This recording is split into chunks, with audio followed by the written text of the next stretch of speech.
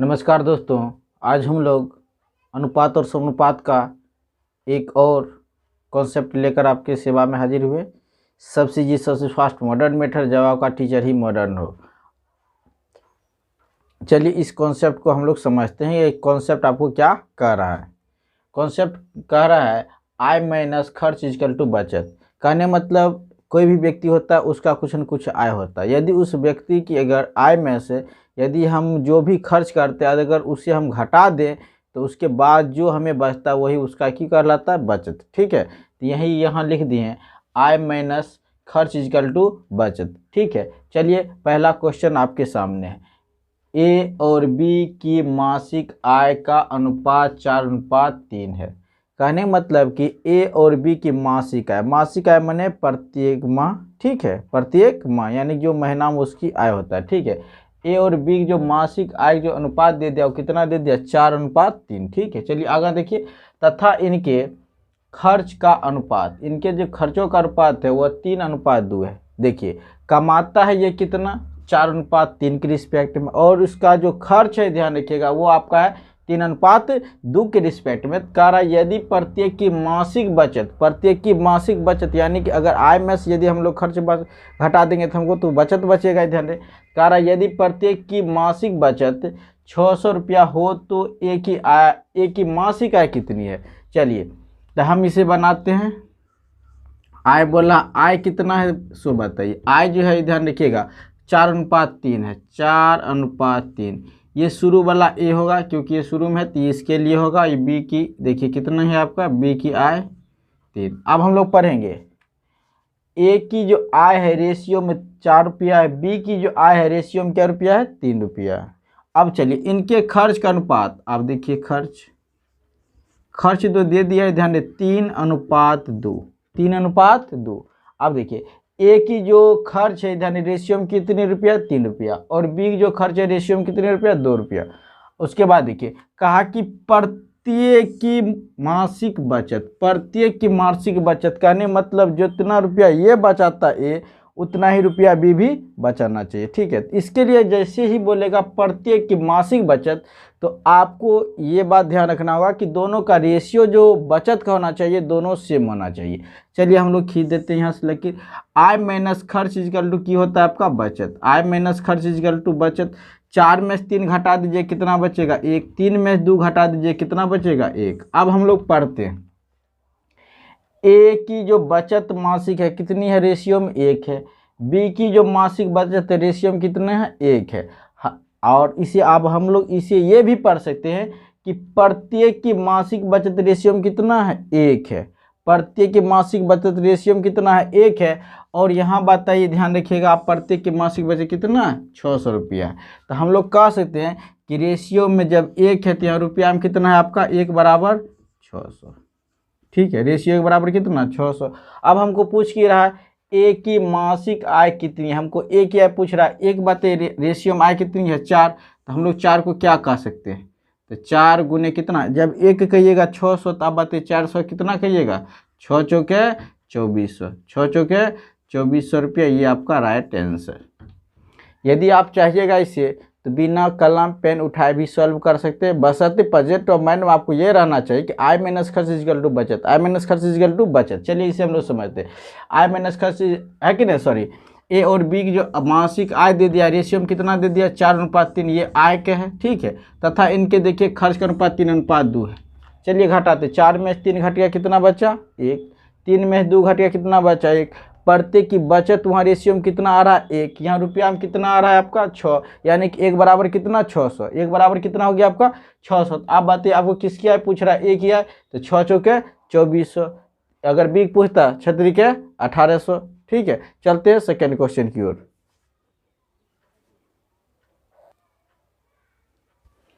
2 number question आप लोग के सामने है। चलिए हम लोग इस क्वेश्चन को देखते हैं। कह रहा है ए और बी की आय का अनुपात 3:2 है। यहाँ बोल दिया कि रेशियो में ए और बी की आय का अनुपात कितना है? 3:2 है।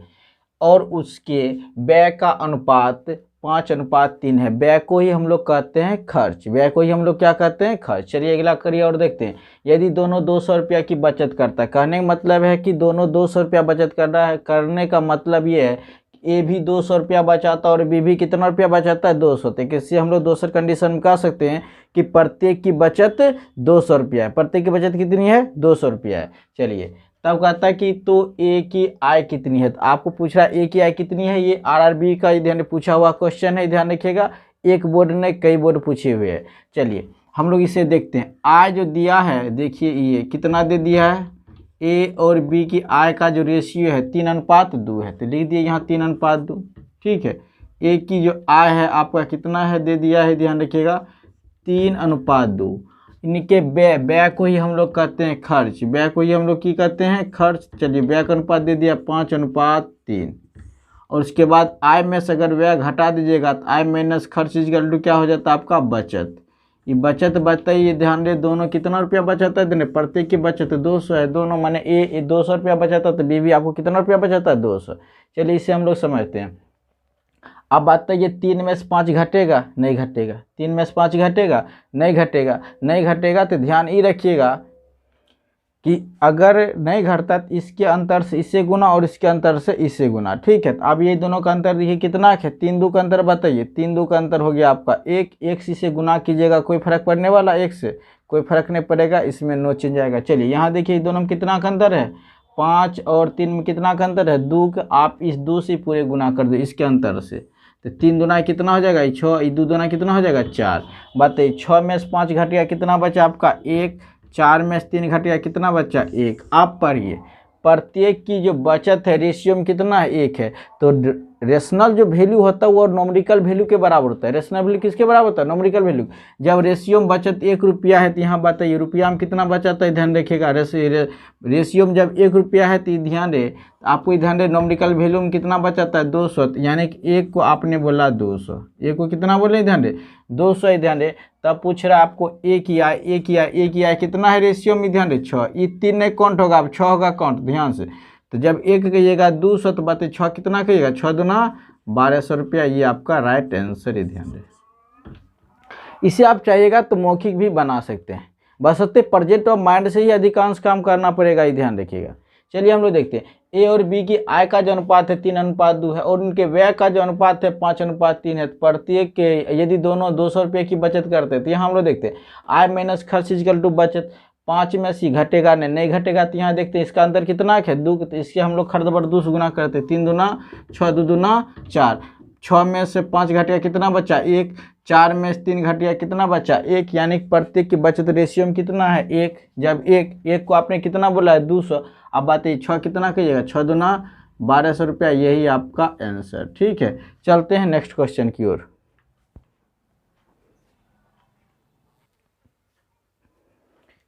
तीन नंबर क्वेश्चन आप लोग के सामने है। चलिए हम लोग इस क्वेश्चन पर विचार करते हैं। कह रहा है यदि ए और बी की आय का अनुपात 5:4 है, ठीक है। ए और बी की आय का अनुपात कितना है 5:4 है, तथा उनके खर्च का अनुपात 5:3 है। इनके खर्च का अनुपात कितना है 5:3 है। यदि प्रत्येक की बचत 600 रुपया, यानी प्रत्येक व्यक्ति कितना रुपया बचाता है 600 रुपया, तब कह रहा है कि ए की आय आप ज्ञात करें। चलिए हमने आपको बताया कि ए बी दे दिया, ए बी लिख दीजिए, ए अनुपात बी। आय देखिए कितना दे दिया ए की आय दे दिया आपको 5, बी की आय कितना दे दिया 4। चलिए इनके खर्च का जो रेशियो दे दिया है, खर्च कितना दे दिया, खर्च का अनुपात 5:3। तब कह रहा है प्रत्येक की बचत 600 रुपया है तो ए की आय ज्ञात करें। अब बताइए 5 में से 5 घटाइएगा तो ये तो 0 हो जाता है, और यहाँ 4 में से 3 घटाइएगा तो 1 हो जाता है, दोनों 2 रकम हो गया। तो इस तरह कंडीशन ही ध्यान रखिएगा, नहीं दोनों में सेम होना चाहिए। हमने आपको बात है इसके अंतर से इससे गुना करना और इसके अंतर से इससे गुना करना। चलिए इसके अंतर यहाँ कितना का अंतर है 5 और 3 का अंतर 2 है, तो 2 से गुना कीजिएगा तो लिख सकते 5 दूना 10, इसे लिखिएगा 4 दूनी 8। इसके अंतर से इससे गुना कीजिएगा तो पूरे का आपको 2 से गुना कर देना। अब यहाँ पर देखिए इसका अंतर कितना है 5, 4 का अंतर 1 है, तो इसे आप कितना से गुना कीजिएगा 1 से गुना कीजिएगा। जब इसे 1 से गुना कीजिएगा तो कोई परिवर्तन नहीं, 5 एकम 5, 3 एकम 3। चलिए आय माइनस खर्च इक्वल टू क्या आता है आपका बचत। यहाँ देखिए 10 में से 5 घटा दीजिएगा 5, 8 में से 3 घटा दीजिए कितना 5। अब हम लोग पढ़ सकते हैं कि प्रत्येक की बचत जो है रेशियो में कितने रुपया है 5 रुपया। प्रत्येक की बचत रेशियो में कितना है 5। जब यहाँ रेशियो में प्रत्येक व्यक्ति 5 रुपया बचाता तो यहाँ कितना बचा रहा रुपया 600। 5 पढ़िए, 5 एकम 5, 5 दूना 10, 0, तो यानी कि रेशियो 1 बराबर कितना हो गया 120। यानी कि रेशियो 1 का जो वैल्यू आया, 1 के वैल्यू 120 आया। हमको पूछ की रहा है एक ही आए, तो एक ही आए आपका ये होगा, ठीक है। एक ही आए गुना कर दीजिए 120 से, 12 एकम 12 हो जाएगा, 1 0 कितना हो जाएगा 2, यानी कि आपका जो आय आ गया इधर एक ही आय कितना आ गया आपका 1200। चाहिएगा तो आप प्रेजेंट ऑफ माइंड से मौखिक भी उड़ा सकते हैं, बशर्ते आपका प्रैक्टिस कितना बेस्ट है इस बात पर ये निर्भर करता है। चलिए हम लोग मौखिक कैसे इसे उड़ाते हैं। ए और बी की जो आय का अनुपात 5:3 है तथा उनके खर्च का जो अनुपात है 5:3 है, तब कहता है प्रत्येक की बचत कितना होगा। यहाँ देखिए इसके अंतर में से घटाइए, 5 में से 5 गए शून्य, प्रत्येक की बचत शून्य, यानी शून्य तो आता ही नहीं है, ठीक है देन रेयर केस में, क्योंकि 4 में से 3 घटेगा, देखिए एक तरफ 0 थी, कंडीशन बनेगा नहीं। आप इसके अंतर से यहाँ देखिए कितना का अंतर है 2, इसे आप 2 से गुना कर दीजिए, 5 दूना 10, 4 दूनी 8, 10 में से 5 घटाइएगा 5, 8 में से 3 घटाइएगा 5, तो यहाँ 5 बराबर कितना आ गया आपका 5 बराबर देखिए तो 600। आप जानते 5 का पड़ेगा 12 पंचे 60, यानी कि 120 हो जाता है। कितना हो जाता है 120, यानी कि एक को वैल्यू हो गया आपका 120। 120 गुना आप जब 10 कीजिएगा तो हो जाएगा आपका 1200। 120 गुना जब 10 कीजिएगा तो कितना हो जाएगा 1200, और 1200 आपका तो राइट आंसर है ही। चलते हैं इधर नेक्स्ट क्वेश्चन की ओर।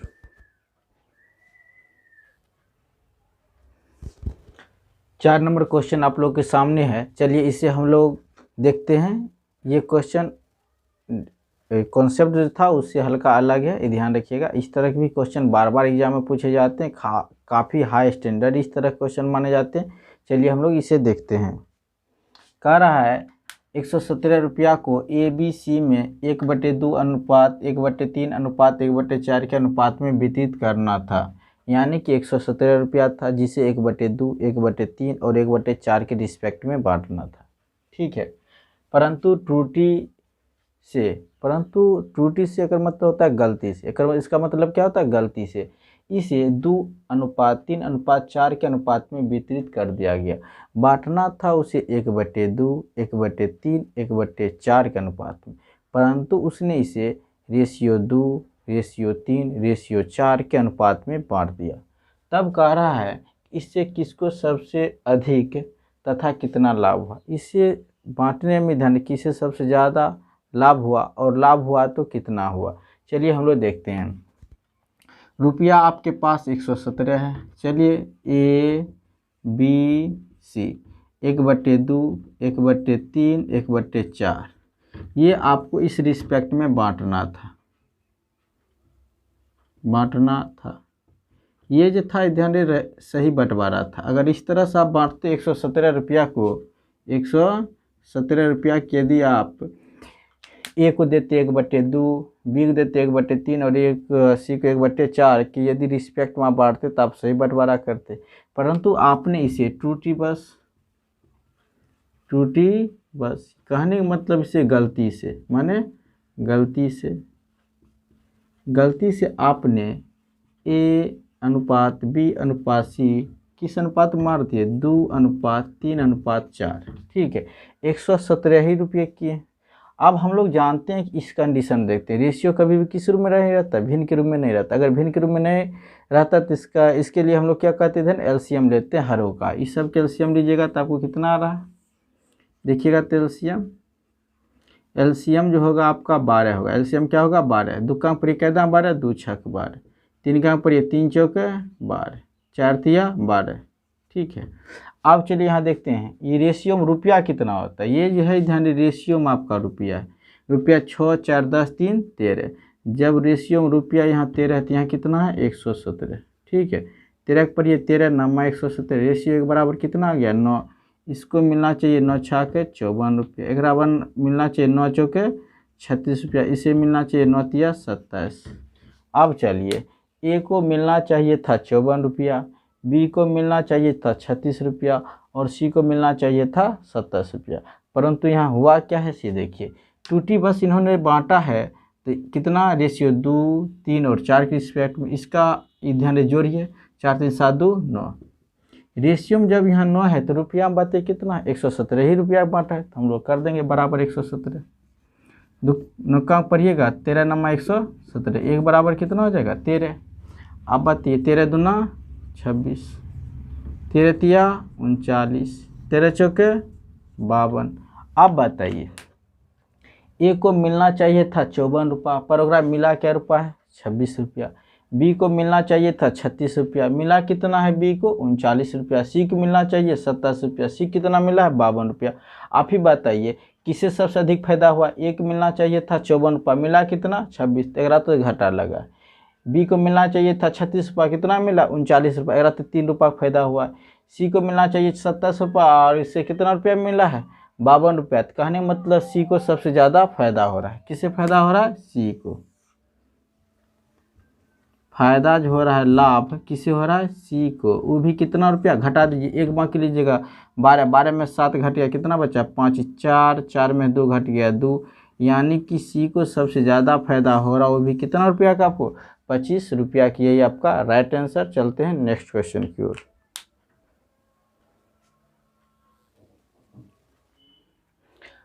पाँच नंबर क्वेश्चन आप लोग के सामने है। चलिए हम लोग इस क्वेश्चन को देखते हैं। कह रहा है यदि व्यक्तियों दो प्रकार के धन को, कह रहा है कोई व्यक्ति 2 प्रकार के धन को 4 व्यक्तियों में क्रमशः 4:3:2:1 तथा दूसरे धन को 5:6:7:8 के अनुपात में बांटता है। यदि पहला धन दूसरा धन यदि पहला धन से दूसरा धन दोगुना, यानी कि पहला धन से दूसरा धन की है दोगुना है, तो सर्वाधिक धन किसे प्राप्त होगा। चलिए फर्स्ट प्रकार का हम लोग देखते हैं धन। फर्स्ट प्रकार के जो धन है ध्यान रखिएगा, उसे हम लोग देखते हैं। ये जो आपको है ध्यान रखिए 4:3:2:1 के रिस्पेक्ट में। सेकेंड प्रकार के धन को हम लोग देखते हैं। ये जो है आपका किस रिस्पेक्ट में है 5:6:7:8 के रिस्पेक्ट में। मान लेते हैं ये व्यक्ति ABCD होगा। ध्यान दे चारों व्यक्ति के नाम भी लिख दिए, ठीक है। अब चलिए हम लोग पहला प्रकार के धन जोड़ते हैं। 4 3 7 2 9 1 10। सेकेंड प्रकार धन 6 5 11 7 18 18 8 कितना हो जाता है 18 8 26। ये दोनों को हम लोग एलसीएम ले लेते हैं। ये दोनों जब एलसीएम लेते हैं 26 और 10 कितनी हो जाता है आपका 130। कितना हो जाता है 130, ठीक है। पहला प्रकार के धन देखिए रेशियम कितना 4 3 7 2 9 1 10। रेशियम कितना है आपके पास 10, बराबर यहाँ कितना है एलसीएम 130। E0 से 0 कट जाएगा, रेशियो 1 बराबर कितना हो गया 13। यानी कि पहला इसे मिला है, अगर हम लोग चलिए इसे 13 चौके 52 रुपया मिला है। ABCD इस तरह से लिख देते हैं, ठीक है। चलिए 13 चौके 52, 13 तिया 39, 13 दूना 26, 13 एकम 13। ये तो हो गया पहला प्रकार के धन कंडीशन। अब बोला कि ध्यान दे दूसरा जो धन है, देखिए यदि पहला धन से दूसरा धन दुगुना है, तो धन तो आपके पास 130 है, पर सेकेंड कंडीशन के लिए धन दुगुना हो जाता है, तो इसे आप दोगुना कर दीजिएगा, यानी कि 130 दूना हो जाएगा 260, ठीक है। बराबर आप इसे जोड़ दीजिए, क्योंकि सेकेंड प्रकार 8 7 15 6 21 21 5 कितना हो जाता है 21 5 आपका 26। अब बताइए रेशियो में जब 26 है तो यहाँ रुपया में 260 है, 26 से कम 26 यानी 0 है 0, यानी कि 1 बराबर रेशियो हो गया आपका 10। चलिए 10 पचे 50, 11 चलिए 10 छके 60, 10 सत्ते 70, 10 अस्से 80 हो जाएगा। देखिए किसे सबसे ज़्यादा धन में फायदा हुआ है ना, किसे सर्वाधिक धन प्राप्त हुआ है। 0 में 2 में जब 0 जोड़िएगा तो 2 5 5 10, 9 है तो 9 6 3 9, इसे जोड़िएगा तो 6 है 6 7 2 9, इसे जोड़िए 3 8 1 9। आप बातें ध्यान रखिएगा, तो सर्वाधिक धन किसे प्राप्त हुआ, सर्वाधिक धन ये ध्यान यहाँ देख रहे हैं 102 है, 102 है तो इसे किसे प्राप्त हुआ ए को, तो ए को आपको सर्वाधिक धन प्राप्त हुआ है। सर्वाधिक धन किसे प्राप्त हुआ है ए को, ध्यान रखिएगा। पूरा वीडियो देखने के लिए दिल से धन्यवाद। नेक्स्ट मिलते हैं नेक्स्ट वीडियो में नए टॉपिक के साथ।